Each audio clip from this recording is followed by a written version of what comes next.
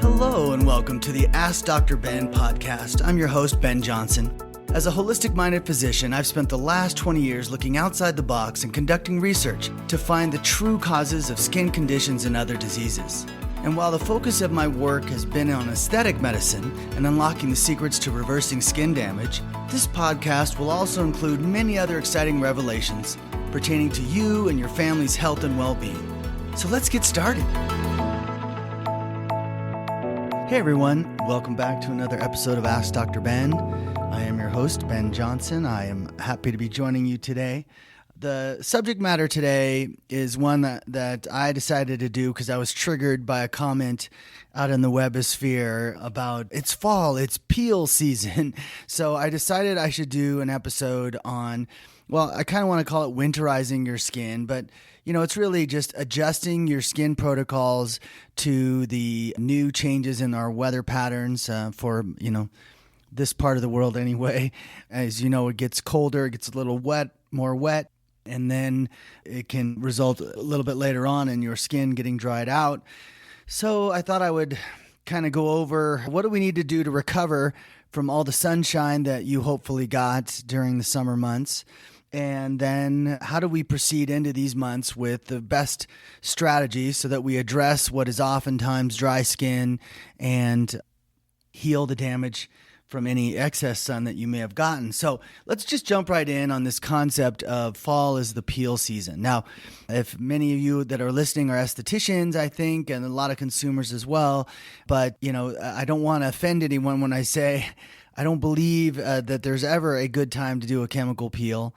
Osmosis has a product that we call a peel, but it's facial infusion. It's a super nutrient-rich collagen stimulation facial is basically what it is. It's done by the professionals. So you go see your local osmosis professional to get one of these amazing facials. And oftentimes they're doing it with something called the AskDrBen, which we can talk about a little bit here, because I'm actually going to bring up one of our new devices. It's a cousin to the AskDrBen.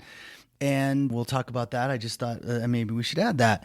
Okay, so why am I against chemical peels? How do chemical peels actually work? And when, if ever, are they beneficial?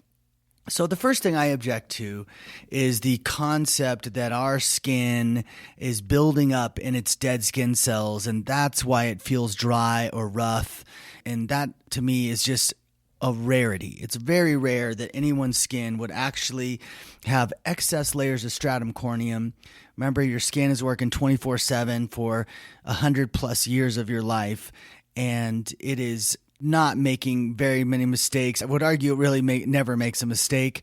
What it does is it just adjusts to the environment that it's in.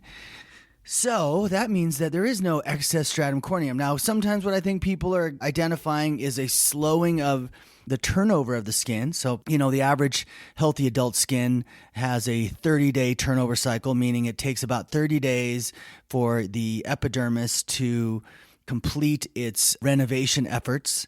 And when we get older, that tends to slow down. So they estimate, by the time you're 50, maybe you have a 50-day cycle. And by the time you're 70, you might have a 55-day cycle. I don't know. I don't even know how they're tracking these numbers as far as what the turnover rate is. I'm trying to even imagine the scientific experiment to measure that. But I do believe the skin slows down. And it does slow down more in the winter. So it's interesting that those two are parallel, but let me explain to you the actual logical reason why your skin begins to slow down. So the 30-day cycle process is completely adjusted by the blood flow to the skin. In other words, how much you feed your skin at any given moment will determine whether or not it is going to operate at full capacity that day. And the more days in a row where the skin has a nutrient deficiency, the more likely it is to slow down to accommodate. It's kind of like if you don't eat enough food, your body's metabolism slows down. It's very, very much equated to that. And so what people forget is that as your skin ages, it loses about 1% of its circulation every year after, say, age 25-ish. So that means, at 30, you have 5% less nutrients going to the skin. So you can imagine your skin would slow down by 5%.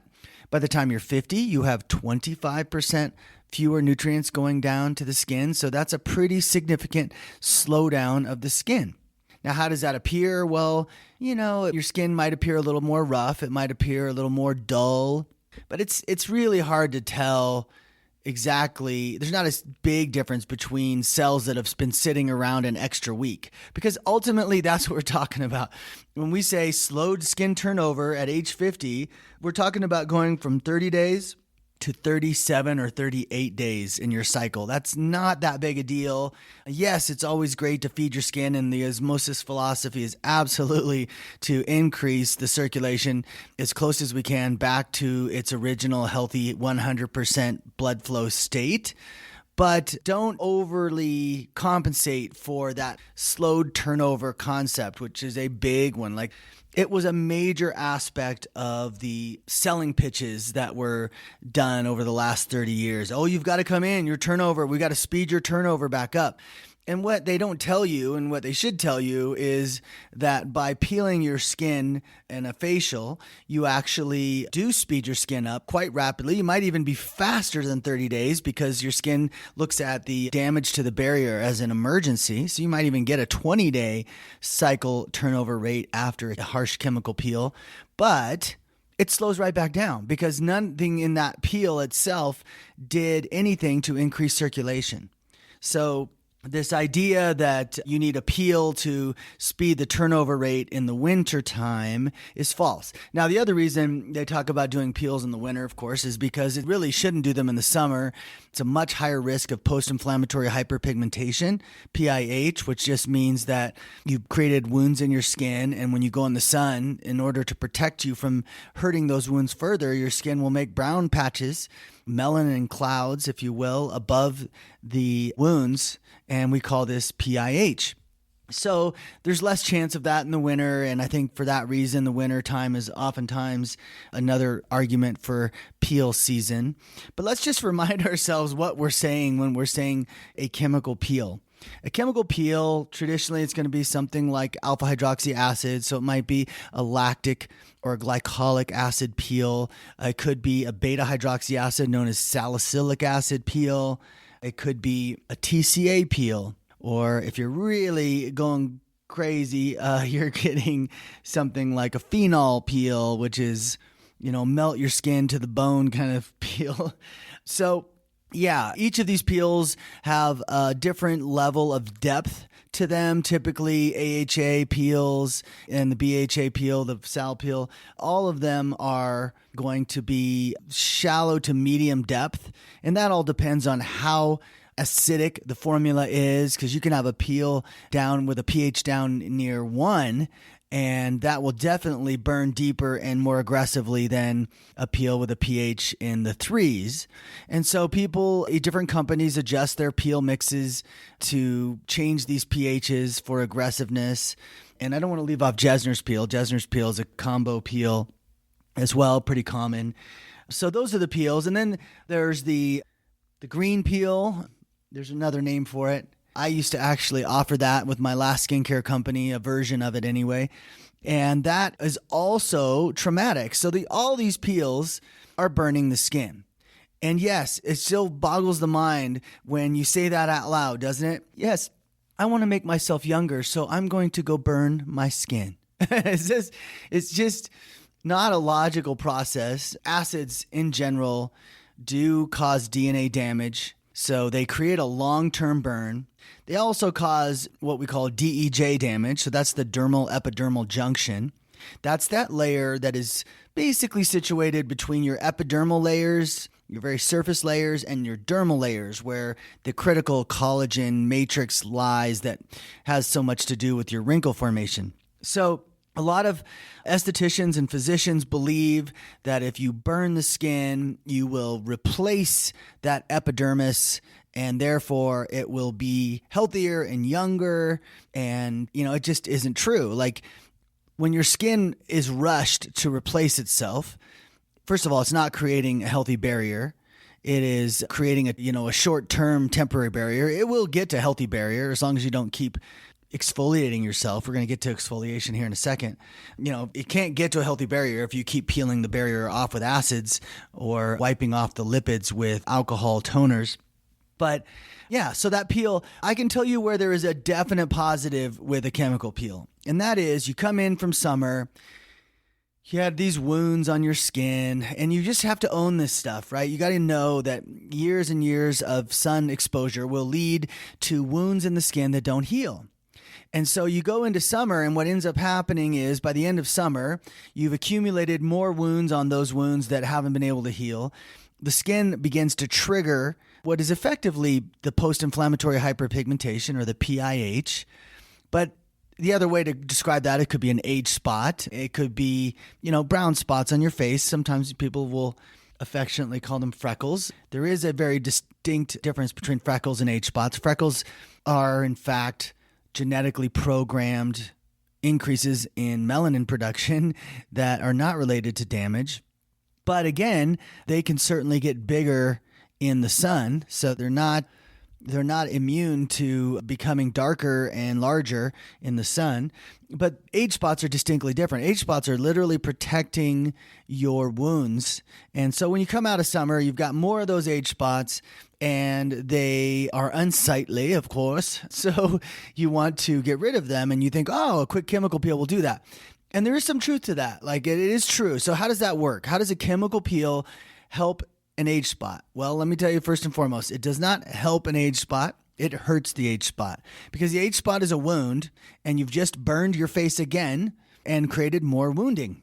So it actually doesn't help the age spot. It does help the protective pigment component of the age spot look lighter.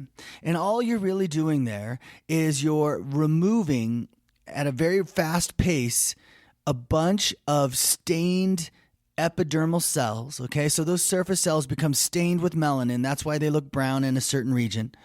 And if you remove them really fast, like with a peel, then the replacement layers that come in as fast as they can, because it's an emergency when the epidermis is missing, they come in so fast they don't have time to get properly stained.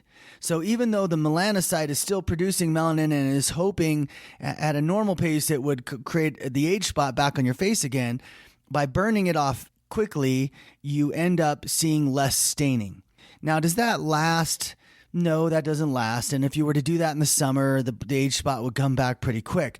But see, in the winter, the fall and the winter, when you peel that off, the skin actually there's not as much sun. So the skin actually takes a little bit of a break, and it produces less melanin because it needs less melanin. So in effect, I see why people got attached to that September peel, because they saw the lightening of the spots that were growing on their face over the summer months.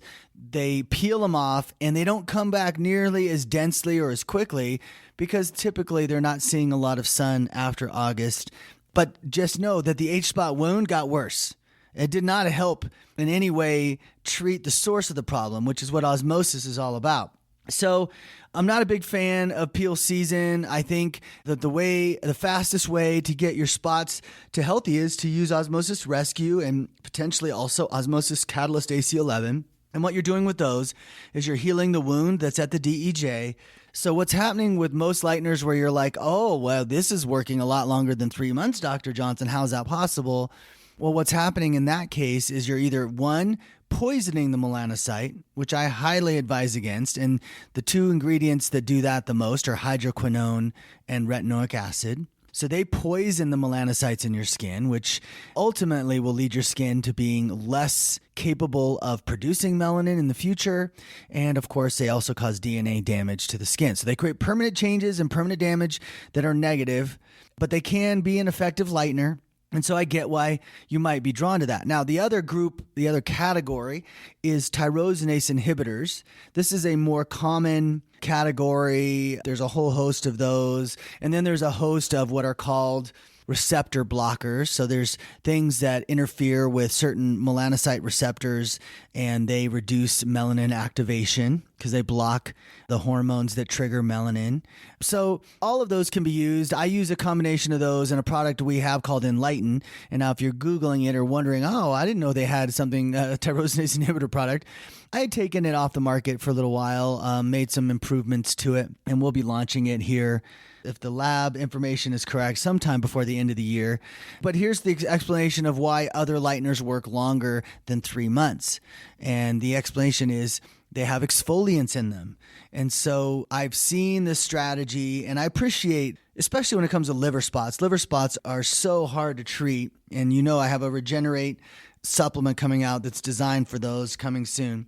But they're so hard to treat because they're dermal pigmentation. It's a dermal wound. It's really epidermal pigmentation, but the trigger is strong for that one to produce melanin. So lighteners typically don't work. And so exfoliants can, and that's where you can use, different acids, and that's where people exfoliate every day. Well, exfoliating every day is a mistake because it dries your skin out. It removes your skin lipids.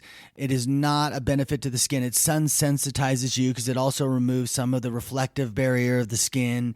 They also wound, right? Now, usually the daily application of exfoliants like alpha hydroxy acids is not going to be hot enough from a pH standpoint or to create enough of a wound that like it's a DEJ wound. It might stay mainly in the epidermis, the wound, but it's still a wound, and you're still constantly wounding your skin, which is immunosuppressing, certainly not a holistic philosophy the way osmosis likes to live it. But I did put together a combination in a new product coming out called Brighten, which is the most gentle turnover accelerator, I'll call it, that I could find. It's a really nice formula for sensitive skin. And the only reason I have it, guys, is because I know that some of you that are treating melasma, age spots, you should be seeing phenomenal results in 8 weeks with Rescue and Catalyst. But for some of you with melasma and liver spots, healing your liver, it takes many months. And I appreciate that you want to do something during that healing time. So I've created this Brighten, and I think you're going to like it. It's a very gentle exfoliator. So again, once your skin is no longer has worked around the tyrosinase inhibitor, you can use this exfoliant, very gentle exfoliant combo to keep the lightening going until we heal you from the inside out. And that's really what my ultimate goal is. So I guess I'll move on now to a different category. I do just want to remind you that, age spots can be permanently treated with Rescue and Catalyst. We see it every day. You should be seeing it. I hope you're getting those amazing results. A lot of people wonder, well, can I heal age spots with antioxidants? No. In fact, antioxidants at higher strengths could actually inhibit the healing of age spots, because in order to heal age spots, you actually have to heal oxidative damage. And your skin, as I've discovered, uses oxygen to do that. Doesn't use oxygen-free radicals to do that, because that makes more damage, but it uses a stabilized oxygen to do that, and that's why Rescue is such an amazing product. So let's move from a fall where I'm going to try to talk you out of doing chemical peels and focusing on wound healing, because that's really what you should come out of summer thinking, okay, it's time to heal that sun damage, and go even farther, by the way, not just heal what you just created, but let's heal damage from 2 years ago, 3 years ago, and beyond, because that's how osmosis works. We're permanently changing the skin and recovering damage from decades past. All of that is quite possible. But as we move into the winter, with this dry skin becomes certainly more prevalent. So I want to focus a little bit of this conversation on moisturizers and help you understand exactly why. So remember what I said earlier. When your skin starts to get dried out, it'll feel a little rough. And that has mainly to do with a loss of lipids on the skin. That's what makes your skin feel rough. It's not about excess keratin or keratinocytes or, dead skin cells, however they write about it in the silly news articles that come out about skin. It's really about the turnover rate. So you're focusing on circulation, and that's important with moisture as well. So if you think about it, when it's cold out, what does your body do? Well, it conserves heat. And the way it conserves heat is it reduces the blood flow to the surface because the surface is really cold. So the less blood flow you have going through your skin, the warmer your body can stay. This is part of the reason why skin dries out, because the skin, when it's in that state, it's not turning over as rapidly. Therefore, you can get that dryness. It's not being fed as adequately, so you have less lipid manufacturing happening, less barrier, intact barrier potential because, again, there's more starvation happening, okay? So if you're 50 and you have 25% less circulation going to your skin, well, that's, impediment number one. Then it gets really cold out and your skin shuts down circulation even more. You might have half the circulation going to your skin that you would when you were 25 years old in the spring and summer. Well, that's pretty big. And that means you've got to make some corrections. And that's where osmosis really focuses on improving circulation with our A serums, Correct and Renew. They're phenomenal at that. Not only do they have a really high strength liposome-delivered niacinamide that gets right down to the blood vessel area and dilates them, but it doesn't do so to flush you out. It does enough to just feed the skin and not flush you. I designed it that way. And then you have chlorella, which is amazing at rebuilding new blood vessels, and you have Stem Factor, which is our growth factor serum, which has also got many growth factors targeted at rebuilding new blood vessels in your skin. VEGF comes to mind. Fibroblast growth factor actually also triggers that. So your skin is an interesting creature and it is very adaptive to the environment. So if you want to make up for this stuff happening from an environment perspective, you've got to do it by changing the nutrient base within the skin. And that's how I would do it. But let's shift also to moisturizers, where we have a really fair amount of misinformation. So for example, hyaluronic acid is great in humid environments at drawing water to its molecule and thereby increasing plumping and increasing, moisture in the skin. But in a dry environment, the opposite happens. Now you have hyaluronic acid pulling water from your epidermis and not from the environment. So it's a really interesting one. So I don't always recommend hyaluronic acid during the winter. It depends where you live, but keep that in mind with all of these sort of humectants like sodium PCA and certain peptides even. You put a bunch of proteins on your face and they tend to draw water to themselves. But again, the same problem occurs. They could also pull water away from the skin during the dry climate times like winter. L-lactic acid is a nice ingredient to increase moisture in the skin at 1%, okay? Do not be exfoliating your skin with L-lactic acid and thinking you're increasing your moisture level. I was Googling it and I saw they said, Google says that to increase your moisture level, use alpha hydroxy acids. And I'm like, no, it is true that L-lactic acid is a humectant in the skin and it does plump the skin in small quantities, but it is not true that you want to use that at any dose, I would say higher than 5%. Because it'll melt your lipids off your face, it'll peel your stratum corneum away, and that will end up causing more dehydration. So it's a fine line. Like so many things, it is a fine line what is good for you, when something is good for you and then it goes bad. The other part of moisturizers I wanted to touch on was emulsifiers. So pretty much all moisturizers have an emulsification system, meaning they have a water base and they have an oil base, and sometimes they're water dominant, sometimes they're oil dominant, but they end up putting emulsifiers into the formula to allow water and oil to be in the same formula together. That's not, obviously, that oil and water does not mix naturally. So as a result of that, those emulsifiers can cause leaking of your lipid barrier. So your lipid barrier is holding water in. Water's on the other side, right? On the inside of your epidermis, inside your skin. There's all this water. Well, not that much water, but precious water, we'll call it. Precious and scarce. And the lipid barrier is there to keep that water from evaporating. And, with a cold wind, that can happen quite easily. So the emulsifier, what it does is it weakens that lipid barrier, and that ends up causing dehydration. So I tend to lean towards oil-based moisturizers in the winter and, more traditional moisturizers, creamy moisturizers in the summer.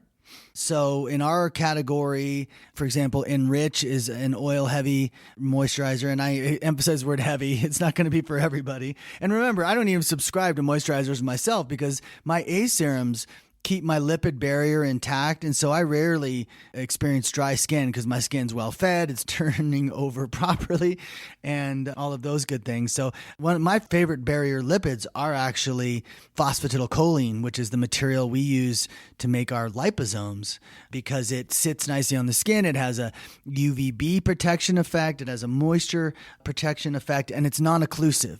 That's really important. But from a topical perspective, we have Immerse, which has emu oil as the base.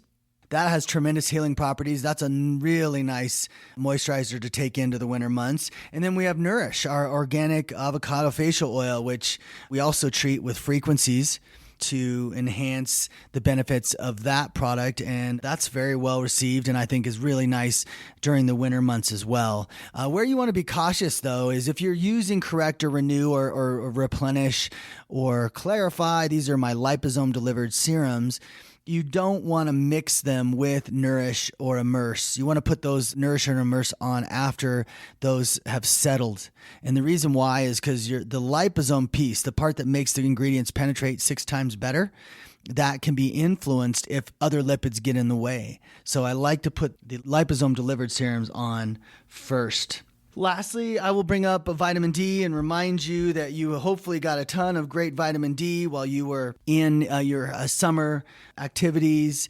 But don't forget that vitamin D, I just recently learned actually that there are vitamin D receptors in almost every cell in the body.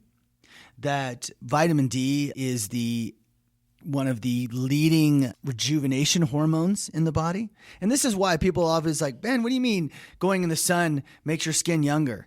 Because vitamin D is so misunderstood and there's so much more to learn about it, but you're not going to get, let's say you get 1/3 of the benefits when you take vitamin D supplements, 1/3 of what you get when you get vitamin D activated in your skin. So you want to do your best to get out and get that fall and winter sun as much as possible. You're going to be well clothed. So it really means a lot of sun. So I really want to talk you out of sunscreens. Obviously, if you live in, Arizona or places where the sun seems like normal sun, or Florida or something, that's different. But I really want to talk you out of using sunscreens during this time. Remember that the osmosis serums have sun protective benefits, especially Catalyst. Even Rescue has sun protective benefits.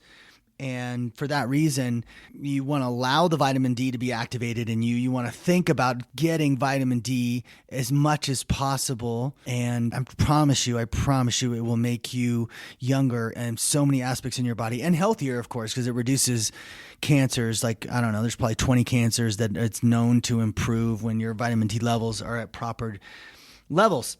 So that is my fall and winter advice. Take it to heart. I hope you enjoy that, and I look forward to talking to you guys next week. Have a good one. I hope you've enjoyed this episode of Ask Dr. Ben. Please leave a review if you can, and subscribe to the show on Apple Podcasts to get access to all of my upcoming episodes. My website is osmosisbeauty.com, and you can find me on Facebook at Osmosis Beauty. You can also follow me on Instagram at osmosis_beauty. Thanks for listening.